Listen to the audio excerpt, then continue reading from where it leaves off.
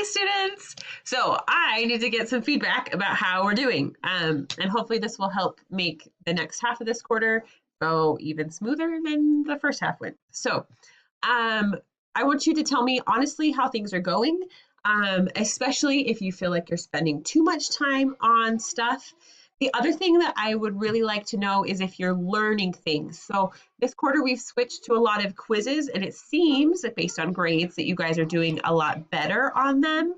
But I want to make sure that you're also remembering stuff just as well. So if you'll let me know how you're doing. This first question might be a little confusing. So if you work on this class every day, I want you to tell me like school days. So Monday through Friday. Weekends don't count. Take the weekends off, please.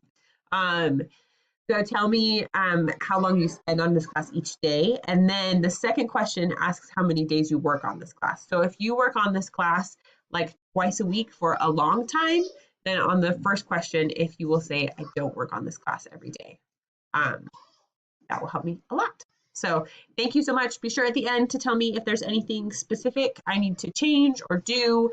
And I really appreciate when you guys let me know what's going on. So good luck, and I will see you on Thursday.